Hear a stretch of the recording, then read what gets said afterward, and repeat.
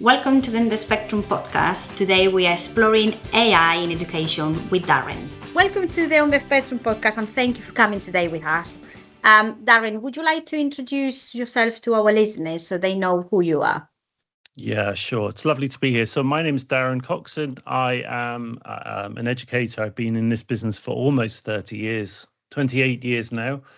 As a teacher, a head teacher, I've managed groups of schools. I've worked in SEN, and now I work with schools and colleges all over the world, helping them to understand how to use artificial intelligence. So I do training, I do consultancy, I build solutions for schools, I sort of technical solutions for schools. So yeah, anything linked to AI in education, I'm kind of usually in the middle of.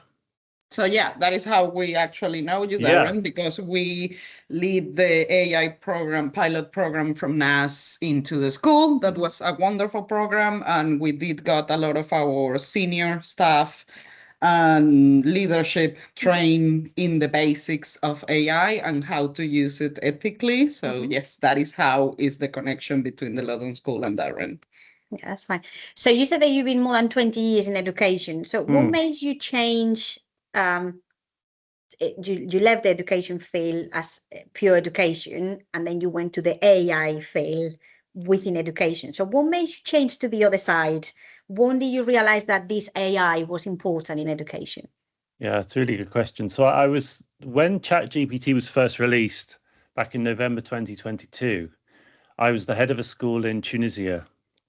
And we were one of the first schools to, I suppose, adopt it, explore it, experiment with it, try it out. This was literally the first weeks or months of generative AI. The AI that we know of as ChatGPT or Google, what we have in the Google Gemini and what have you now.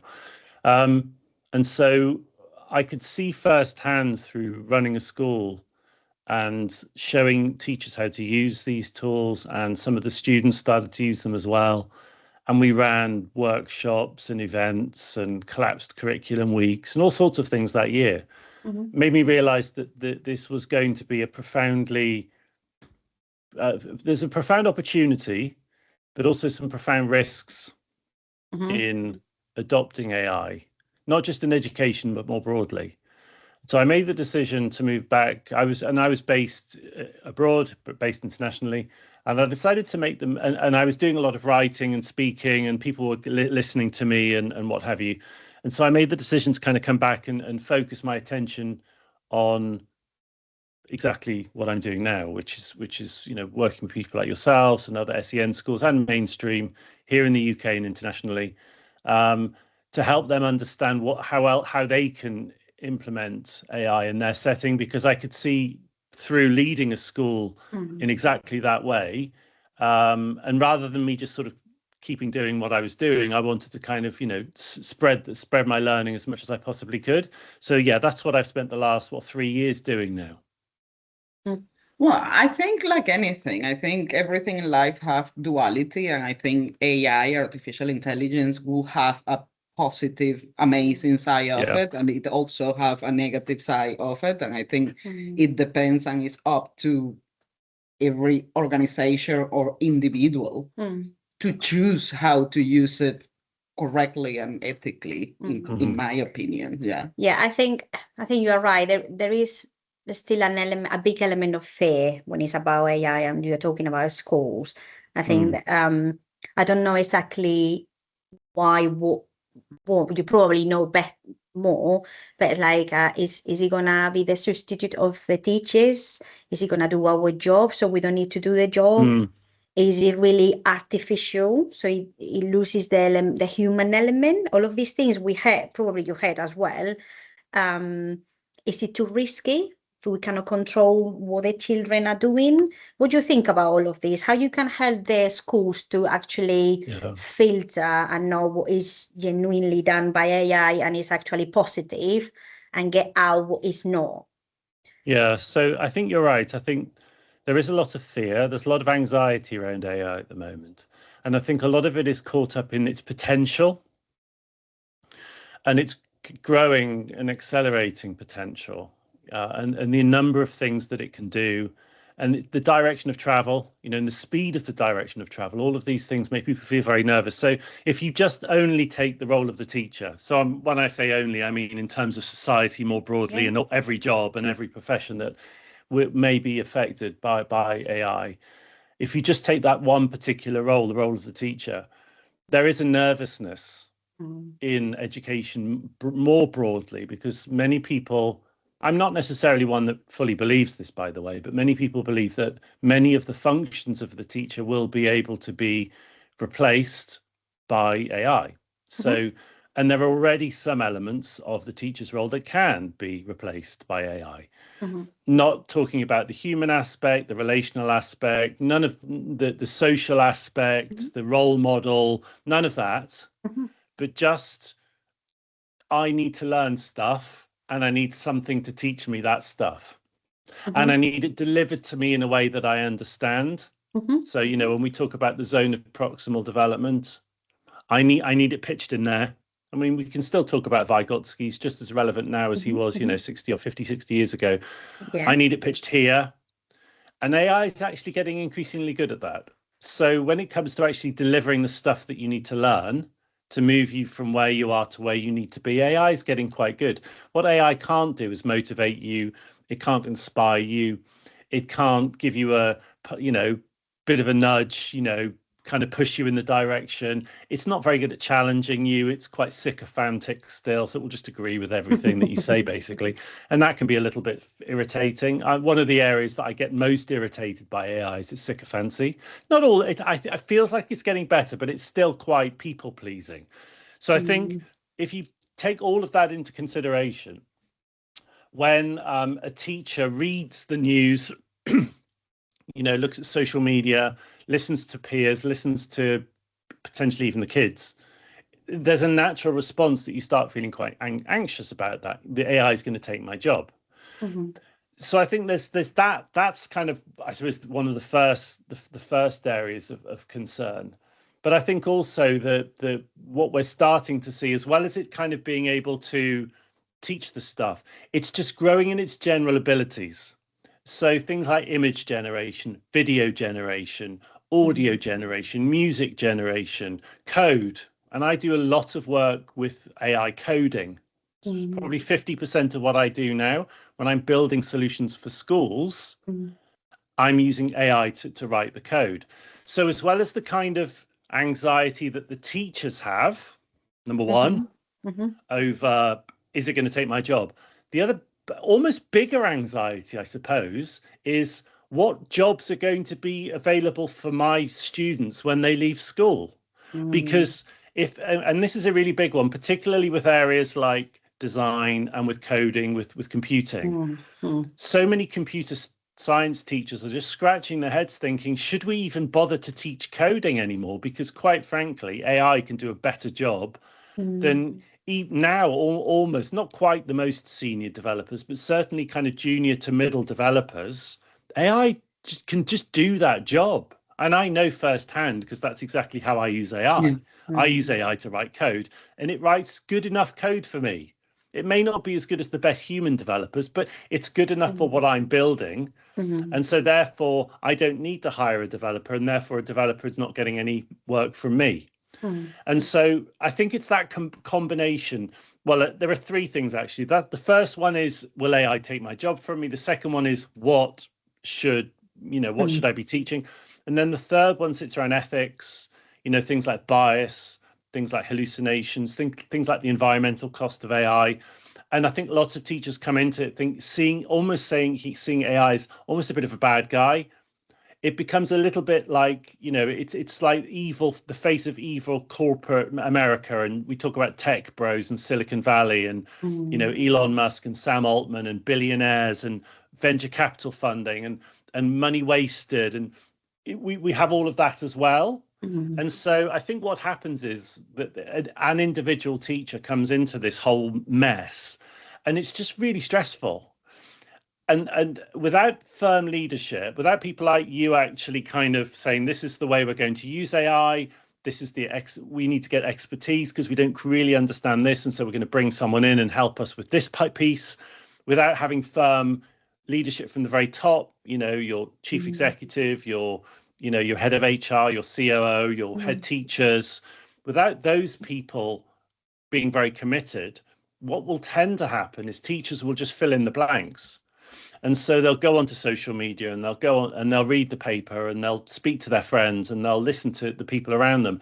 And before you know it, people get really whipped up, and you see it on social media. You see so many people having such a visceral, just awful reaction, like really, really aggressively negative reaction.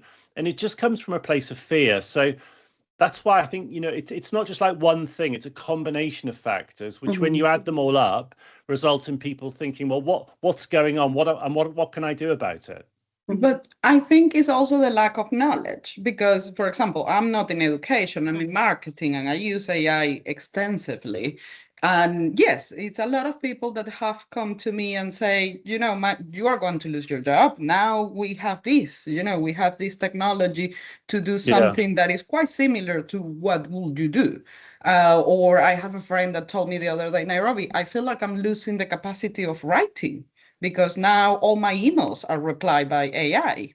And I just say, look, I think it's part of evolution. I think we will lose some kind of skills that will be replaced with AI because AI is just better at doing it and faster at doing it. But I think it's not the right perspective when you say, well, I'm becoming dumber, I'm doing less things. I think AI can be used to expand your ideas in a massive way and make you better at your job and more efficient, and also like make you do things that you were not capable of doing before, and you will not be able to do it with AI. So I think it's the perspective and the knowledge of introducing it in the right way as a very smart assistant, not as something that can do your job, because you still need to go over the job that is the results that are giving you. I always have said that the quality of the output that the AI is going to give you can be 80%. Yes, it's doing 80% of something that you will do, but the quality of that 80% is going to depend very much of the 20% input that you give to AI. So it's how to use it to not make you dumber, to make you smarter, to expand ideas, to make things possible that maybe you were not able to do before, or it will take you a very, very long time. Yeah. I think what you're saying is that is, I was listening to you when you were talking about how things are going to change. And I think we are about to change the landscape of what's happening. It's like, it's not only the jobs that we are holding now, it's also the jobs that our children are going to look for tomorrow. And then I think as well that, yes, is how we use it. But at the same time, I think we need to teach our leadership, our teachers, our professionals, and our children to use it safely in the way of how can you do this and do it well without being the machine eating you. So you need to be the one still controlling certain elements to make it ethical, to make it safe. And I think for that, our children are going to need to have a really good criteria in terms of what they are reading, believing what they are reading. What you were saying before is like the AI, I always say the AI will always give you an answer. The quality of the answer it will be determined by what are you giving to the AI or how are you asking the AI, but also it needs to be an element of I am reading and giving a criteria. But I think this is right or this is wrong, or my professional criteria says in between. But for that, I think we need to build up really clever students, and then really able students to be able to read what they are reading properly, understanding, and have an element of, I think so, or maybe I need to question further. Do I make sense what I'm saying? Yeah, but that is what I'm saying. That is the difference between I'm going to use AI to do my job, to do my paper, or I'm going to use AI to expand and help me with these ideas that I want to, explore a little bit further. So yes, it's exactly how you use AI. It's like you say, it have been very it have been looking to a negative kind of light, but I think with human beings, we tend to do that with new technology because like what Darren says, it scares us a little bit. It scares the power that it has and where it's going to take us, the unknown, basically, I would say. Yeah, you're right. I mean, and this goes all the way back down to what should we be teaching our children? Because if we take your example of the email and getting dumber because I'm not writing my email, well, actually, you could just say I've just taken a step back and I'm working at more an abstract layer. So I'm working more conceptually and I'm thinking and I'm planning and I'm feeding the context into AI so it knows what to write. The actual physical writing of it, I give to something else to do. But it doesn't mean that I'm necessarily dumber. It just means that I'm using my brain in a different way. So I'm using it maybe a different part of my brain, or I'm using my brain for a different set of activities, and I'm not using the brain for the kind of final writing piece. I'm using it to kind of explain what I want and give it and manage the AI. You know, I talk a lot about almost like we've become project managers of these AI tools. So I think if that's the case, then okay, so I'm working at that level of abstraction, which is maybe more abstract than it was before. But then we go all the way back to what should we be teaching our children? And you can only actually effectively work at a level of abstraction if you've gone through the first part, so you understand the domain. You can only work in an abstract way inside a domain, like the top of a domain, if you understand what's underneath. So, you know, an example might be, you know, a particular topic that a pupil's studying. Let's say they're studying history. And they ask AI and AI gives them a response and it sounds really confident and it sounds really assured. Unless the pupils know the stuff, how will they know whether AI is giving them the right answer or not? So, and this is one of the biggest challenges that we have in education right now, is that yes, AI can do loads of amazing things for us and it can speed us through the first part of an activity. You know, AI can do all of the planning and the preparation and the research and get us to the point where we can apply that learning into something more practical or maybe something more interesting. But the problem is that if the pupil doesn't know the stuff, if they've not actually learned the stuff, then AI can confidently give them a response. Yeah, there's no filter. Yeah. But they don't know whether that response is correct or not, because they've got no way. So things like hallucinations, when AI hallucinates, which it always will do, you know, these tools will always hallucinate. It's part of their architecture. They do it less and less now, but they still do it sometimes.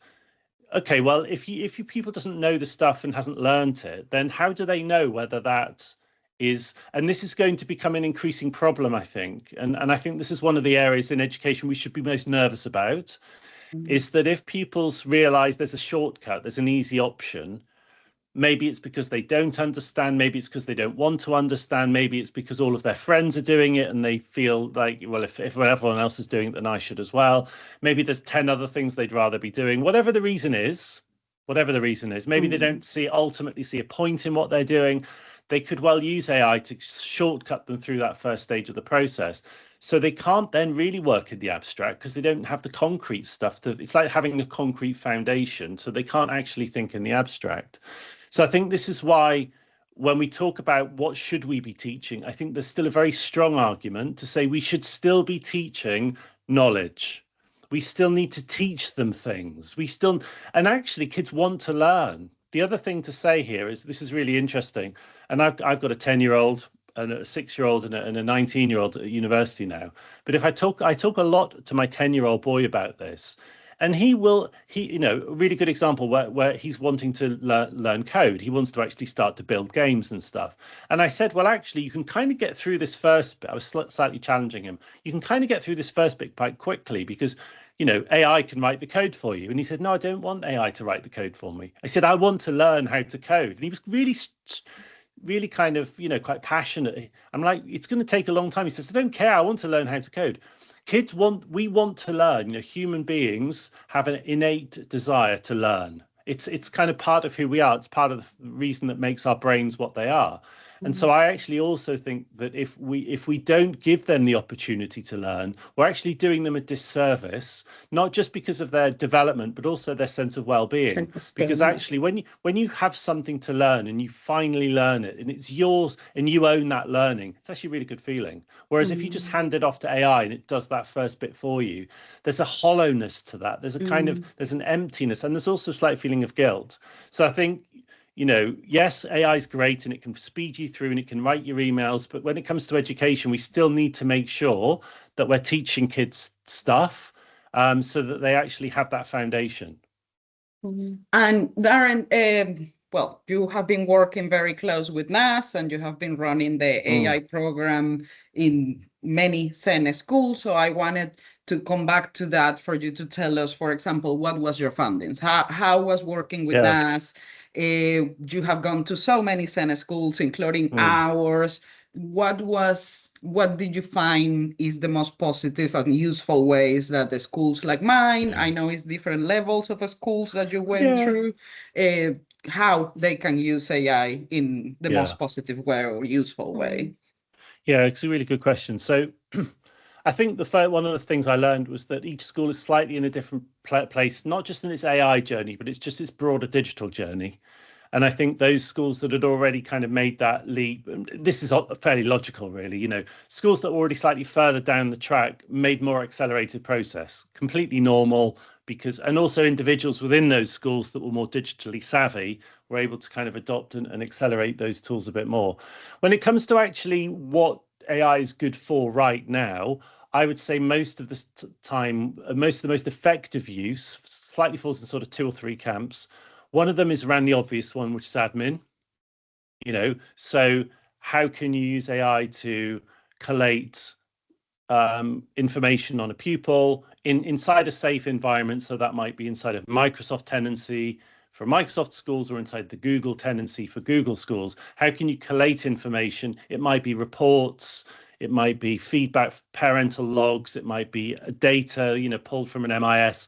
How can you turn that into kind of EHCP friendly, documentation, so updates and what have you, recording a meeting, an EHCP, a review meeting, and then turning that into a transcript and using, so that kind of the thing that would take a long time, collating all of the information. Interestingly, that's what talking about the stuff I'm currently building. That's exactly what I'm building. So I'm now building automated workflows inside of a new system, which is still in development at the moment. I should be ready in sort of 6 months or so, which will basically help with the automation of those processes. So all the kind of background stuff in a SEN school, all of that stuff I'm actually currently working on automations for. So that's kind of the first area. So the first one's around back office, boring but important stuff, but probably the stuff that takes up 80% of most SEN teachers' time, which all seems to revolve around, EHCP admin. I think the second were more around kind of the adaptation of resources. So just things like changing the reading age of resources, turning a written resource into an audio or a video resource, or building image banks, social stories, that kind of stuff. So the sort of creating resources that are very bespoke to an individual pupil, not just to a band, but to an individual pupil's learning needs, personality, SEN profile. So very bespoke, literally one-to-one. And we've never been able to do that before. We've always basically had to sort of make do or kind of or build these resources ourselves, but now we can do it in a bespoke way. But I think the third way, and this is very much maybe not necessarily so much for a school like yours, maybe 1 or 2 individuals, but more broadly not, more for the kind of mild to moderate, is around one-to-one support for pupils. So literally building a tool that the pupil can use. And a lot of the time it could be typed, but most of the time it's more likely to be spoken into, to actually help pupils with their learning. So if they just need that, and this, by the way, I think particularly for autistic young people will be incredibly powerful. In fact, might be one of the areas where I feel AI could be the most powerful, because so many autistic children and young people really struggle with the asking for help, you know, being able to articulate to a person what they're struggling with. Whereas if they've got an AI tool, which is quite impersonal, I actually think that could be incredibly powerful for those pupils who most struggle with the human aspect of interaction, where they know they can just ask a question and AI will be able to kind of understand where they are in their learning and will be able to deliver them a response and sort of walk them through something they're stuck on. So I think, you know, right now in terms of the pilot, it was much more around the first and second. But I think what I'm starting to learn more and more through the work I'm doing in SEN is actually it's more likely to be that third aspect when it comes to the one-to-one support that in time for certain pupils, I think will be the most powerful. Okay. Within this that we are talking about in the one-to-one and considering the white paper related to SEN and how things are going to change and all that element of inclusion within mainstream schools, how that is going to make our teachers' life easier or more difficult. So can AI be actually a good tool to start putting in place now to get familiarized, and then with that SEN, with that white paper is in place, we're actually making our lives easier for us and even to enhance the quality for our students, because at some point that is going to have a big impact in education across the board. Yeah, you're absolutely right. One of the other things that fell out of the work I did, and this I know is something I think we maybe even talked about when I did the work with you. I think it was exactly one of the conversations that we had very early on, was the nature of the staff that you often get into schools like yours, who are amazing people, caring, kind, infinitely patient, but often don't necessarily have the domain expertise or the academic knowledge to be able to deliver any particular part of a curriculum. And so I think that's why either having an AI which works with the teacher and the student together, so almost like a three-way thing, or having the tool which the student is using, I think for teachers will be incredibly powerful, because you will be able to have a tool which you can then use to sort of augment your own knowledge, but also maybe giving people some more confidence that they have a tool that they can lean on could actually help free up teachers to focus on the more human side, the more relational side, the more nurturing side, which is, I think, as equally as important, if not more important than the academic side, is, you know, how do you tackle a problem? You know, when you don't understand it, what is the best way of approaching a particular problem? AI may not be very good at that. AI might be able to give you the solution, or at least talk you through the problem towards finding the solution for yourself.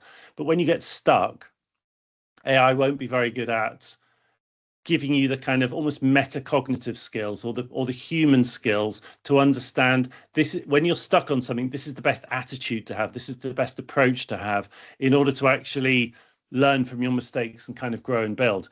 So I think if you have a tool which is with the teacher or with the student, which is very much a kind of one-to-one or a 2-to-1 tool, I actually think this is going to be really beneficial. And I don't see any way that that's going to take away from the teacher's role. I just think it's actually going to give them more confidence, because if there are areas academically they're not so strong on, then AI can really help to sort of, you know, offset that and give the teacher more confidence as well. And I'm thinking as well the level of scaffolding sometimes, like we find really difficult, and it happens to us when the teachers come from mainstream schools or other SEN schools where the children are more able, and then you need to start like working with our students, and then you always go break it down even more, break it down even more, break it down even more, and then they get really lost in it's like that law. Do I need to break it down that many steps? And we're like, yes, you need to break it down even more, lower. And then some teachers find that really difficult, and they are not getting the picture of the students stepping forward slower. So sometimes we don't see that progress as progress, because the progress doesn't reflect as quick as it does in other schools. So we work with our teachers in all of these, and I think AI will be like, how can I break down in smaller steps this target or this activity, or I want to work in that skill? How can I break it down? And then you can always say, break it down even more. Or I just broke down this, but I need to break it down even more because that student doesn't understand. Can you help me out? Yeah. Can you give me ideas? And I think that's a really valuable point. And you can actually even take it to sort of the next level. And I know that there are many young people who really struggle to put their hand up and ask for help. You know, and it might be a social thing. It might just be because they really struggle to interact. You know, they actually really struggle to just say, I don't understand this. And they'd rather just sit and suffer in silence. And there's also often sometimes a stigma attached to, I've got different worksheets on different colored pieces of paper. You get the yellow, worksheet because you're at the lowest ability. All of that goes completely out of the window with AI, because it's just a one-to-one thing. And you can literally, as you just said, you can literally just say, explain it to me like I'm 5. You know, no one needs to know you've just asked that question of AI. It's because it's a personal relationship. It's a personal thing that you can have. You can be as you know, frustrated as you like. I just still don't understand. You're not being clear enough. Please tell me again. Like you said, break it down further. I still don't understand. And it will be infinitely patient, because it wants to please you. So that, all of that bound up together, I think makes it potentially a very, very powerful tool for personal learning. Well, I think also is like you say, bespoke. That is the best, one of the most positive ways of using it. And for me, have been the personalization of it. You know, like from, we saw this guy, he was creating social stories, social stories with the individual, you know, with the child looking like him.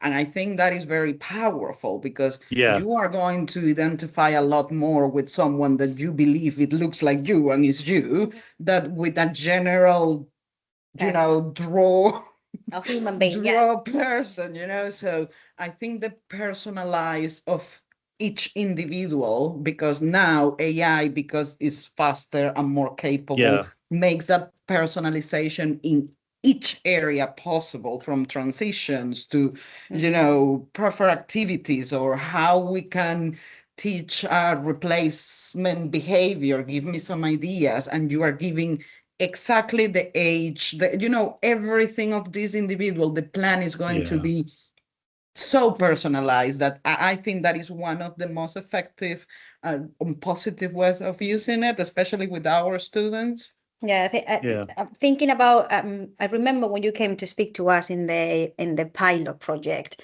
and we were talking about Notebook LM or Claude, or one of those, and then you could do a podcast. And I was saying to to a colleague in another school that is in mainstream school, and I was like, you can actually give the information and it creates like a podcast. So your student is listening to the podcast based on the information that you're given. So if you want them history or science or maths, and I remember she was looking at me like, it's not possible. I was like, yes, it is. And then actually the student kind of stopped the podcast and asked, like, I don't understand this, can you repeat? So I think there is lots of potential in terms of when you have a class of 25 students, considering how the economic side of it in the schools is now. They are like cutting in LSAs, and they need to play with the staff. Sometimes it's really tricky, because you still need to give an answer to those students without the numbers behind you to support you. But maybe AI can do that, can say like, okay, I know that a student will be able to listen, or actually learns better in a one-to-one session when someone is actually relating, telling them as a story. So I can set up this and have that student there. I mean, while I'm working with this one, so I can organize the class in a different way. Do you think that will work eventually? It will. And I mean, it's interesting you say that, because that's exactly what these are the things I'm currently building. So I'm literally right inside exactly what you're talking about. And I'm literally in the middle of, I'll when it's ready, when it's ready to share, I'll share a demo and you can have a look. Please. It might be something you're interested in the future. It's too early to actually start promoting it, because I'm just building it, but it's looking quite good. So basically, you know, if you think about what the human does. So the human a good teacher will, number one, understand the pupil. So they understand through working with them, through lots of one-to-one interactions with them, through reading the data, through reading the reports from the teacher from the year before. It's like a combination of soft and hard data, if you like, on a pupil. So that's how you learn. You learn mostly through time, mostly through interaction, but you've also got prior learning data. That's number one. What you also have is the stuff you need to teach. So you've got, like, number one, you've got where the pupil is. Number two, you've got what they need to do. And then the third one is the best way to do it. So some kids really prefer much more kind of hands-on. Some really like to just read. Some like to listen to a podcast. And we've moved away from the notion of learning styles, which I think is a bit of a shame, because I actually agree to some extent with learning styles still. I think particularly in SEN, I think we shouldn't completely abandon learning styles, because some kids do much prefer to listen or to see. It's just kind of natural. So you've kind of got those three things intersecting for effective learning. And we already are at the stage where we can intersect those with AI. So what I've built at the moment, and this is already working, and in fact, I'm currently working with a group of SEN schools up in the northwest of England to implement this term, is I've got the first two working. So basically, I've got everything on the pupil and everything on the curriculum to intersect. And it's a chat bot, but it will create social stories, and it will build, emotion images and blah, blah, blah. It'll do all of that sort of stuff now. And the next thing I'll be doing is bringing in this podcast facility. And actually it works like Notebook LM, but it combines the pupil and the kids' data, the pupil and the curriculum data together. But then the next stage, and this is the one I'm working on at the moment, and this is the biggest unlock. So this next phase, if you like, will be the biggest unlock. What we currently don't have is AI with persistent memory. So because it's called, the problem we have with AI now is that it forgets. You open up a new chat and it's not going to know. You can kind of train it-ish to know a bit about what you've done before, but not really. So the next stage in AI will be that we actually have built in some form of persistent memory, so that as the pupil interacts with the tool, it starts to learn, not just from the data that it's been fed at the beginning, from your EHCPs and from your communications logs and from your SALT and OT reports and all of that behavior watch data, whatever it you've got as well. His dog in the background. He's being very well behaved, actually. As well as all of that data, that you pre give AI. Mm-hmm. AI will start to learn from the interaction with the pupil, or the interaction with the teacher, or combination. That will be the big start. So that's the one I'm working on at the moment, and that should be ready in the next few months. That's going to be the really biggest unlock for the next stage of chatbots or AI support in education. That'd be brilliant. Yeah. But Darren, imagine we have our own curriculum. We don't follow the UK curriculum. We have our own approach that is practice keep. So we can personalize this to a degree that very little organizations can. So the possibilities to be exact, like I say, like what he's saying, he's creating a chatbot. If you do that with our curriculum, with our approach, specifically to our students, the result of that, it's not going to be something that anyone else have, because they are not using the methodology that we use. So that is what I'm saying is the correct way of using AI. It's not going to be a general answer, or a general plan. It's going to be tailored to us. Yeah, basically. I mean, what we are talking about is dreamland. I love it. Please keep us updated. Keep in touch. Yeah, no, I will do. Well, I think what Nairobi's just said there is actually key to everything. And this will be exactly what you've said will be the biggest unlock. It's the more context you can give AI, very, very specific context, the better its response will be. And that context is everything on your curriculum. So literally every aspect of your curriculum and your methodology and your philosophy, and which you've got a lot of. I know I've read it very closely, and it's very particular, and it's also been tried and tested over many years, and it works for you. So you've got that, but also you've got maybe 10 years worth of data on the pupil, because you've literally got the records all the way back from when they maybe first started at you, or maybe even prior to that. And that's not just the academic, that's also the health records and the social records and the therapy records. You've got all of that rich data. The big difference between AI and humans is the speed at which it can get up to speed. You can literally feed. So the system I'm building, I can have this AI within 20 minutes, knowing as much about the pupil and your system as it would take most teachers 10 years, but it won't replace the human aspect. It's not going to, and we don't want it to. But what it will do in time is give your pupils and teachers a sense of reassurance, because they will ask a question, and actually the response that would be given won't be generic. Because the problem that we've got, and again, if you use ChatGPT or if you use Gemini or Claude, it doesn't really matter, and you just ask it a question without any context, the response it gives you will be generic, and that can sometimes be quite annoying. It's like, yeah, that's just really unhelpful.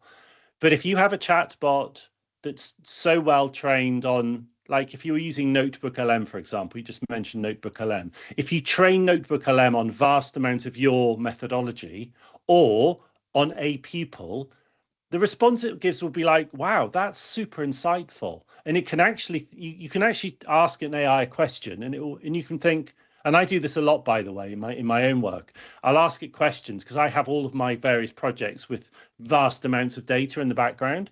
So I can go in and I can say, give me some ideas here. And what it can come out with, I'll be like, I would never have thought of that. And that's what you want. You want the AI to almost slightly surprise you. It's like, that's really, really insightful, because of course that can unlock something in us and also in pupils. If it just gives you that one thing and you're like, yeah, lights on. So yeah, we spoke about personalizing is one of the big ones. The second biggest one for me is what you're speaking about exactly, is we can analyze a massive amount of data in a faster and more effective way. Of course, I use it for marketing because that is what we do, but we have a Divas department at the school, which we record every single behavior, every hour of a child's life. So that is what I mean. Now AI comes in here to analyze all the data in a way more effective way, seeing patterns that maybe we as humans, we will not see. Yeah, and actually, I was reading not long ago that even in medicine, they are looking into some patterns that the tissue does just at the very, very earliest stage of cancer. So the human eye cannot spot that till it's not actually more developed, that you can say it's a tumor, it's something. So by that time, it's not necessarily too late, but it's too late. Kind of thing, like it's already there. Meanwhile, AI are actually spotting those kind of beginning of the beginning that you can actually start acting before it's more done or formed, if that makes sense. So definitely we are going like faster, quicker, and we are more effective in our jobs in any way. So listening to you is amazing, and probably our listeners will be thinking as we do. It's like, yes, really good. But give me the tools. What do I do? What do I start? Where do I start? What is the training? Is there any way that I can go someone teach me? Because for some of us, it's like we do like in the most element thing. It's like we were talking about the other day in the office. I'm using Claude, and I found it fascinating, even probably better than ChatGPT. And then I always like, well, you don't even know half of it. I was like, yes, amazing, but tell me how I know the other half. I do. So I teach you a lot. Most people will be like, yeah, amazing, but how can I form myself? How can I train myself? Where can I go? Or who I need to contact to say, I need some training lessons, or I need a course, or I need, what would you tell our teachers or leaders or people out there listening? I mean, I think the first thing I would say is don't be scared of it. I think there's a huge amount of nervousness around, but I'm going to give it all this information and it's going to go, it's going to learn about too much about me. And actually, for 90% of what teachers will do, it doesn't matter which tool you use. Because if you're doing lesson planning and resourcing, resource generation, you're not giving anything confidential to that AI. So nothing that it doesn't already know. So things like syllabus, you can use a tool like Notebook LM, and you could put in your syllabus and think, oh, I know, that's really concerning because it's going to learn all of this private stuff. Well, if it's on your website, if it's on any website, AI knows it now already because it already has it in its training data. The only thing you should be very careful about is uploading anything personally identifiable, anything school sensitive, anything confidential. You must only do that inside of your school's AI account. So if it's Microsoft, you're going to use Microsoft Copilot. And if it's Google, if you're a Google school, it will be Google Gemini. So you can use your school's AI for confidential things because it sits inside of your tenancy. But anything outside, you shouldn't put anything personally identifiable. So I always, the first thing I show people is open up Notebook LM, Google tool, free. You just literally sign in with a Google address. You don't have to have a school address. Just sign in with your school home Google account. You upload. You've got a syllabus. Okay, so give it to that AI to read. Put in, the requirements. Maybe you're doing a scheme of work or maybe a curriculum map, whatever. Just explain what you want, and then just work through a process and chat to AI. And if you're still not sure what to do, if you still think, okay, so I've uploaded my syllabus to Notebook LM, which, by the way, doesn't use your data. So the reason that it's much safer is that a Notebook LM doesn't use your data. So you upload a document to Notebook LM. It's not taking your document and then feeding into AI to kind of improve the AI model. So it's much safer, and from a kind of data protection perspective, it's much safer. So, but if you're not sure what to do, I literally they say this to people, literally open it up, upload the syllabus and say, I want to plan a scheme of work. You've got access to the syllabus. I need to plan a scheme of work on whatever. I've got no idea what to do. Talk me through it. Take me step by step. So literally, if you've never used AI before and you've no idea what to do, you will know the outcome that you want. Yeah, scheme of work, lesson plan, resourcing. I've got no idea what to do. Just take me step by step and actually use AI to help teach you how to use AI. And this is a really, really useful way because of course AI knows what it needs. And so it's much more likely to say, well, actually, right, the first thing I'm going to need you to do is I'm going to need you to answer these questions. You can even say that to AI, ask questions of me until you've got all of the information that you need. So that's the first thing I would do. Literally just open up Notebook LM or Copilot or Claude. It doesn't really matter. They all work in broadly the same way. They're all roughly, there are variations, but ultimately you feed in a document and you ask it a question and it spits out a response. So I would say that's the first thing that you should do. And then just experiment and almost have a mindset of saying, I wonder if AI could do this. I wonder if I can get it to create a 5-minute podcast. Okay, so open up Notebook LM and tell it that, explain what you want, and then see whether it works. And if it doesn't, try again. And until you get to the point where it works. It's really not hard to learn how to use these tools. They're not technically difficult at all. They're literally, you're just having a conversation with this thing. But a lot of it is just like a nervousness around just knowing where to start. So I would say just start there. I'll share it with you. I'll drop you an email. I'll share it with you. I'm literally just very recently built a site where I'm just going to start hosting video courses, literally just like short video courses, how to do this, how to do that. None of them are very expensive. Teachers don't have very much money. So I'll share that link with you because that also might be, like a really, I'm planning to do sort of a short introduction to AI for resource generation for SEN and differentiation for SEN. So that might be another area to look at. Yeah. But most of the time, it's just about having a mindset of experimentation and play. Okay. When you mention about your son learning how to code and that he wants to learn how to code, I actually use a lot that with my daughter and even myself. When I want to learn something now, I go to ChatGPT, Claude, which one I'm using, and I say I would like to learn this. how I can learn it. Can you give me a step-by-step, or can you direct me to courses, free courses?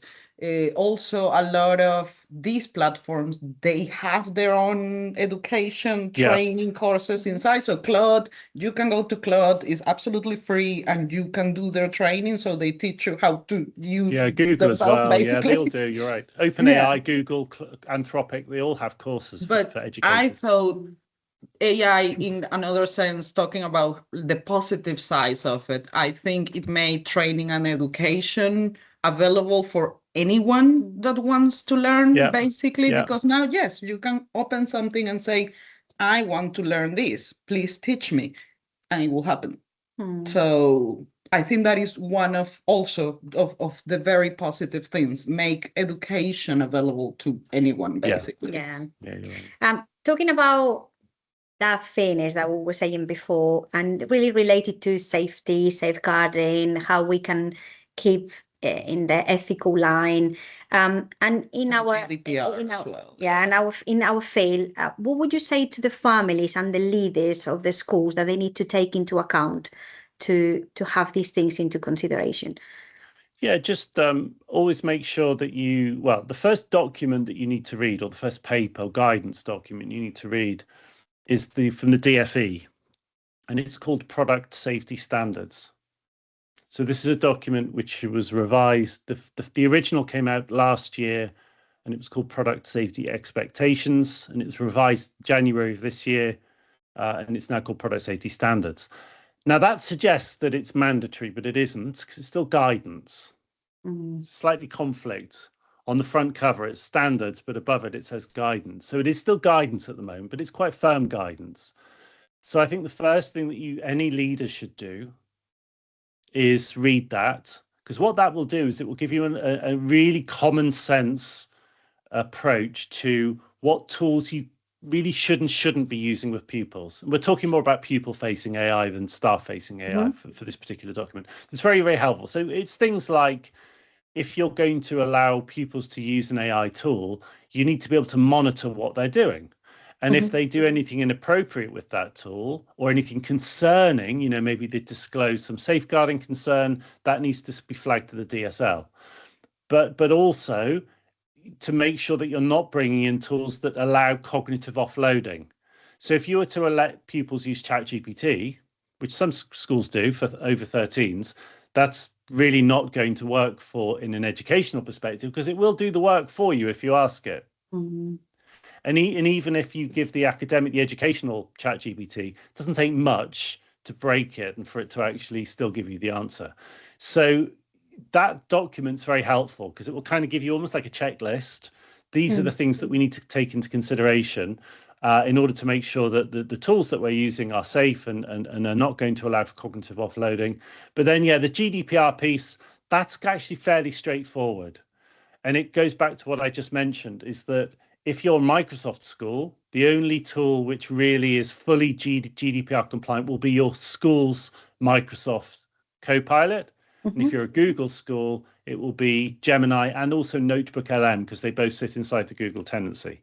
So, and that really is it. There's no other tool which you can 100% hand on heart say it's fully GDPR compliant. So keep that simple. But then, as I said, just what I mentioned a moment ago, don't let that be a block to innovation, because I work with some schools and the leadership will say you can only use Microsoft Copilot, and the teachers are like, but it doesn't do this, and this.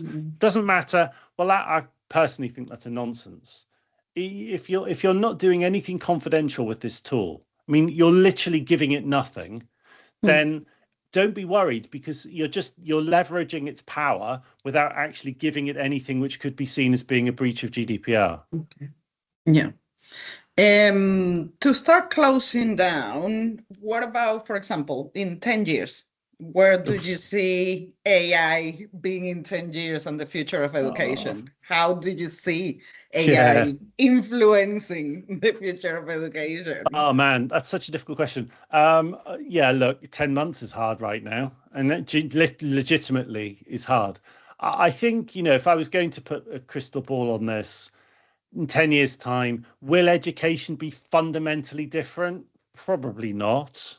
Probably not. I mean, we've had our system for 200 years, more than 200 years now. I don't think it's going to change in the next few years. I think what we will see, I think we'll see more, definitely more deeply personalized approaches to education. I think we'll see more vocational, if I just look more broadly, and that could be fantastic within the SEN sector. We're already seeing that. When we're seeing it now, we're seeing an increasing number of students choosing not to go to university and go through the vocational work placement route. And it's an increasing number every year. It's quite interesting just how many more young people are deciding not to do the university route, to do the work placement route. I think we'll see that exploding, mainly because, and again, it comes back to everything that we've been talking about in the last sort of 10, 15 minutes, and particularly Nairobi, what you were just talking about now. If I'm learning something on the job, at the moment I need to learn it, I can work with AI and it can help me learn it. So I'm not having to kind of do a 2 or 3 year degree, not knowing whether I'm going to use any of that learning and any of that knowledge, because actually I've got no idea. Actually, at this precise moment, I need to learn to do X, and AI can help get me through it. So I think that's only going to become more useful, better, more accurate, less hallucinatory. And so it's just going to become a more fundamentally important tool. So I think that definitely is going to be the case. But in terms of the delivery of education and the role of the teacher mainly, I see that's where the biggest shift will be. And I can definitely see that the teachers themselves will simply have to change their role, because pupils will just want to do more and more with these more and more useful tools. I think that even the degrees in university will need to evolve at some point as well. Do you think things can be in the same way that they are? So in terms of the leadership in the schools, what would you advise them to do in front of this new landscape that is coming? What is your advice to those school leaders? First of all, don't dismiss it. If you're a school principal, take this very, very seriously. You don't need to be an expert, but you need to at least have an understanding that this is not something that you can ignore any longer. And I would say that you need to get someone on your team to lead this. So, an AI lead, head of AI, it might be a digital lead, it might be a deputy head who has an AI remit. It doesn't really matter. You don't have to have in a small school particularly, it doesn't have to be a person who only does AI. It's just not economically viable. But having a person who has an understanding of AI, that's really important. And then give that person the mandate to run pilot programs, to get a bit of training in place, to work with the rest of the leadership team in crafting a sort of a 3-year vision, finding some quick wins, crafting an implementation plan, all the basic change leadership stuff. But I think that has to be a person inside the school. I mean, again, I've just literally just this morning I published it. Actually, I've just recorded a course on exactly this. The link, I'll share you the link, and you can have a look and see whether it's of interest to your listeners. Yes, but please. having a structured program to take someone who is interested in becoming an AI lead into becoming properly becoming the AI lead in their school. That's going to be critical. Not just from an internal perspective, but also from an external, from compliance, for inspection, for all of the other stuff, for governance.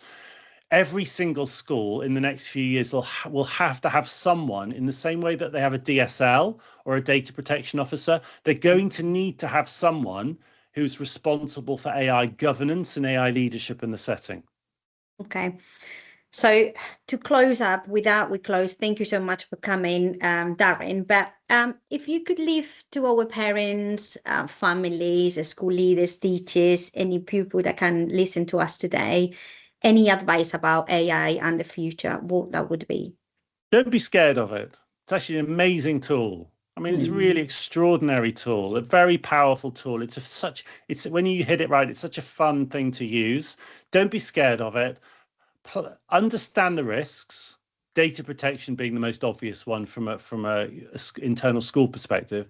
Understand the risks, and then just open up ChatGPT or Gemini or Claude and just chat to it and just see what happens. That's it. Honestly, it's no more complicated than that. Perfect. Well, thank you so much. We will share your links with our listeners in the description. But thank you so much for today. Yeah, thank you so much, Darren. It's Huge lovely pleasure. to see you again. Yeah, you Right. likewise. Thank you. See you soon and keep in touch. Thanks. Bye-bye. Thank you. Bye.